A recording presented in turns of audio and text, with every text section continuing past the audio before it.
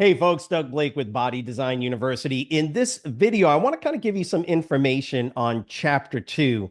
And I always kind of go back and forth when I talk about specific chapters in the NASM textbook. Great textbook. Seventh edition came out, I think, at the time that I'm recording this, 2, 3 years ago, something like that.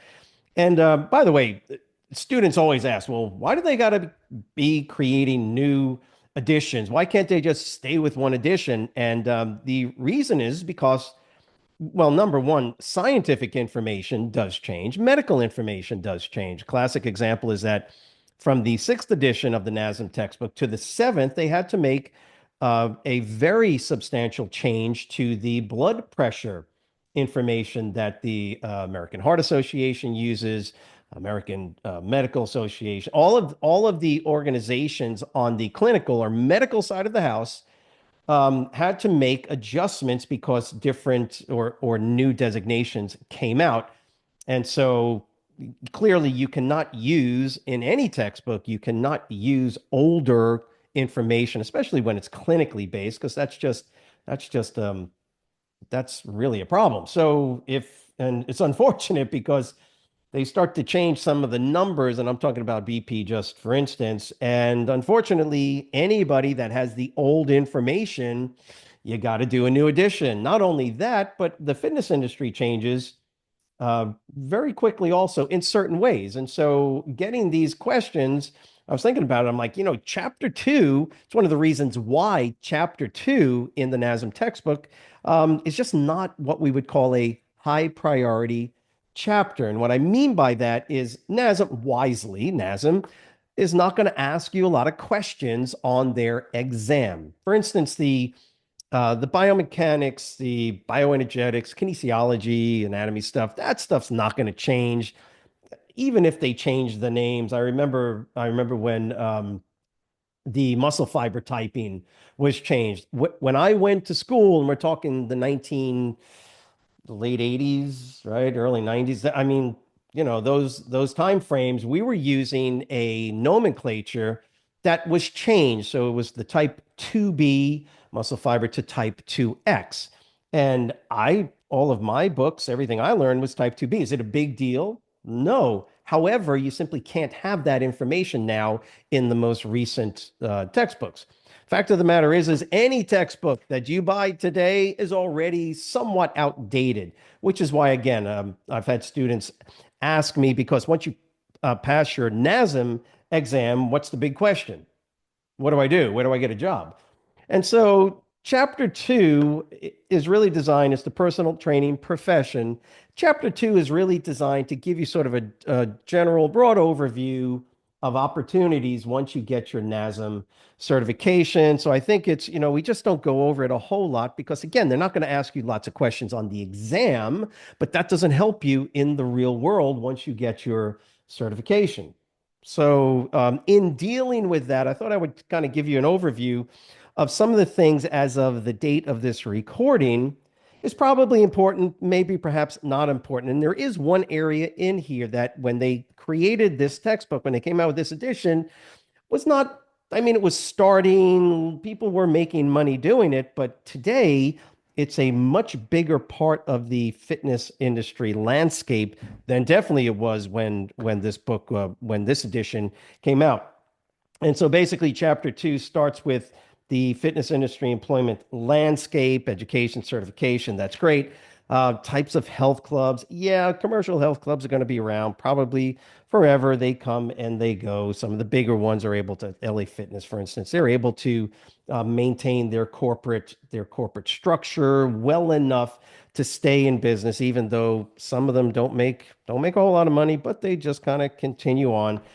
What I wanted to do for you today is just kind of look at the one area that I think you should look at, or at least consider as maybe a part of your one-on-one training. Now, generally, and it's always been like this in the fitness industry, from a personal training perspective, we always recommend if you've never done this, if you have no experience working with training with individuals, we always recommend try and get some experience no matter how much it is.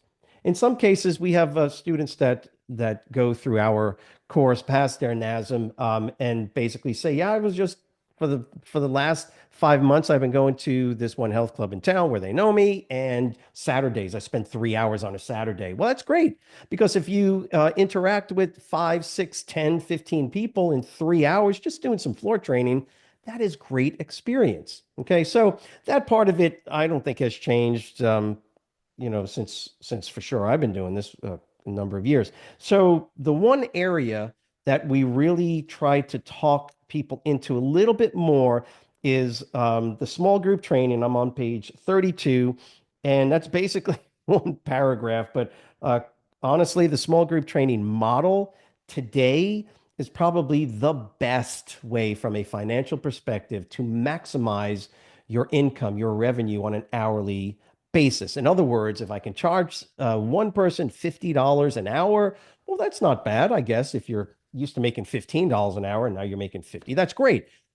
On the other hand, the small group training model allows you to train multiple individuals in that same hour. Do you lose the one-on-one approach? Obviously, that I started with, and the answer is yes.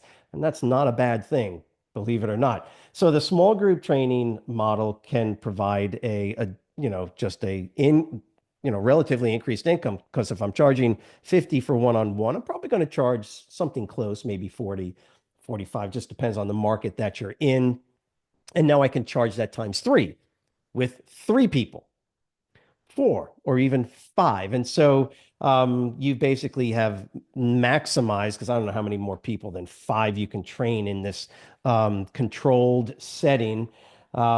Three is the most comfortable for me, maybe four. I still like to have a little bit more engagement with individuals that I'm training. But that whole idea of small group training, I'm just trying to help you understand. You open up your textbook and this is like one paragraph, when in fact it should be an entire chapter, because the small group training model requires some different skills, right? Other than just knowing how to do dumbbell curls with people. Okay. Very, very popular today. And from a purely financial perspective, this is going to be one of the best ways to go about setting up a sort of business scenario. The next one, there's only two that I'm really looking at here that have kind of moved beyond their addition, and that's going to be the online fitness coaching. So we call it online training. And by the way, please don't get the idea that online training is easy and you're going to make buku bucks just by sitting on a beach in your lounge chair, sipping margaritas on your computer, your laptop, making buku bucks. That's not how it works. I'm not saying that doesn't happen. I wish I knew how they were doing that, but the point is that it's more viable today than it ever was. Okay, and what we're seeing more and more is what we call sort of the hybrid approach to doing face-to-face small group training, along with taking 1 or 2 days out of the week to run, manage, and grow an online component to your in studio, in person training business. And interesting enough, here it is, a small little paragraph on page 32. And then another relatively small paragraph here on online fitness coaching, and that's on page 33. Again, keep something in mind. Want to make a distinction. Academically, you're not going to see a whole lot of questions about any of this. You might not see any questions on any of this that I'm talking about, and that's okay. That's the academic part, and that you pass it, just pass the exam, okay? Once you do that, now you'll feel a lot more comfortable navigating into these areas that are going to be a lot more beneficial from a financial perspective. Okay. I'm not going to go into it, by the way, in this video. I'm not going to explain the online fitness coaching, but they've got it laid out pretty much the way we at Body Design University look at it, which is you've got sort of a low cost, sort of middle, and then a sort of a high cost or high touch type of online coaching scenario where you're providing a whole lot more resources. You're talking to them perhaps once a week, and then all the way down to the $75 a month where I make some videos and I just send them out to you and you follow along and I get your check every month and I send you some training guidelines and programs. I'm not saying which one to use. A lot of this comes down to how well you understand, navigate the marketing component to the training business, particularly the online training business. Again, the point of the video is to get you to think after you blast through chapter 2 a couple of times, know the things you need to know to. It's not that much that you need to know.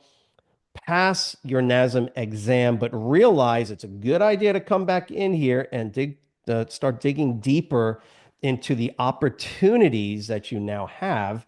Remember, at the time of this video, it's 2025, right? And we're only going to see the growth of the online fitness coaching. And of course, the small group training model has already established itself as sort of kind of the go-to scenario for those individuals doing face-to-face or live uh, personal training. So I'm hoping this was helpful. Again, I'm just guiding you in here, giving you some food for thought. Get through it academically, chapter 2, chapter 1, chapter 2. Ain't that big of a deal. But I do want you to, kind of circle back after you have passed. Come to Body Design University if you have not checked us out for help and assistance with this, because with our students, once they go through our coursework materials and get set to do their NASM exam, we provide the business coaching necessary to navigate these new, upcoming, now really, really important, effective ways to navigate the fitness industry. So if you got questions, you can let us know. By the way, if this was helpful, just write the word understand. I don't think it was difficult to understand the material, but if it was helpful and it gives you something to think and consider while you're going through your NASM studies to get certified, please let us know that it was helpful. As always, if there's anything else within this particular chapter or anywhere in this textbook you would like us to talk to you about and help you with, just let us know by writing it in the comments section. As always, if you have not subscribed to the channel, please do so. Share the contents if you would like. Give us a thumbs up as well. Have a great week. We'll see you next week. Bye.